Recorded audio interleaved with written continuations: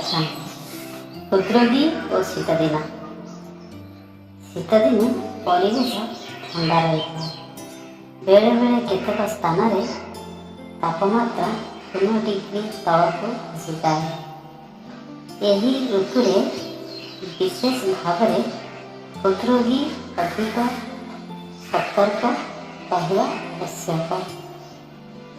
କାରଣ ପ୍ରବଳ ଶୀତ ଯୋଗୁଁ ଶରୀରରେ ଥିବା ଶିରା ପ୍ରଶିରା ଗୁଡ଼ିକ ସଙ୍କୁଚିତ ହୋଇଥାଏ।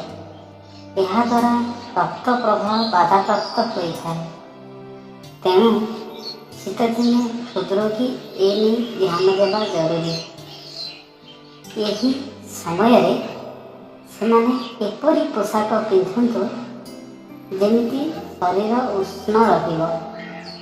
ବାହାରକୁ ଗଲେ ସ୍ୱେଟର, ଜ୍ୟାକେଟ୍ ପିନ୍ଧିବା ସହ ମୁଣ୍ଡରେ ଟୋପି ପିନ୍ଧନ୍ତୁ।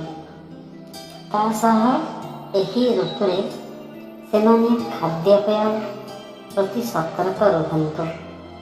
ଶୀତ ଋତୁରେ ଅଧିକ ଫ୍ୟାଟ୍ ଏବଂ ଲବଣଯୁକ୍ତ ଖାଦ୍ୟ ଖାଆନ୍ତୁ ନାହିଁ। ସବୁଠାରୁ ଖାସ୍ କଥା ହେଲା ନିଶାଦ୍ରବ୍ୟ ସେବନ ଠାରୁ ଦୂରେଇ ରହନ୍ତୁ। ସକାଳୁ ହାଲୁକା ସୂର୍ଯ୍ୟକିରଣରେ କିଛି ସମୟ ବସିଲେ ତାହା ଶରୀର ପାଇଁ ଉପକାରୀ ସାବ୍ୟସ୍ତ ହୋଇଥାଏ। ଏହା ସହ ପ୍ରତିଦିନ ମର୍ଣ୍ଣିଂ ୱାକ୍ କରିବାକୁ ଭୁଲନ୍ତୁ ନାହିଁ। ଶୀତଦିନେ ମଧ୍ୟ ଆମ ଶରୀରରେ ଜଳୀୟ ଅଂଶ ସନ୍ତୁଳନ ରହିବା ନିହାତି ଜରୁରୀ। ତେଣୁ ଏହି ଦିନରେ ପ୍ରଚୁର ପାଣି ପିଇବା ସହ ତଟକା ଫଳ ଜୁସ୍ ପିଅନ୍ତୁ।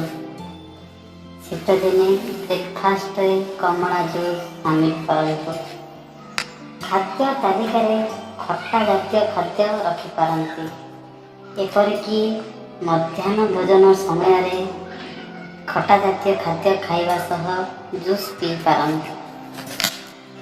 ରସୁଣରେ ଥିବା ଏଲିନ୍ ନାମକ ଫ୍ଲେଭରିଂ ତତ୍ତ୍ୱ ଶୀତଦିନେ ଆମ ଶରୀର ପାଇଁ ବେଶ୍ ଉପକାରୀ।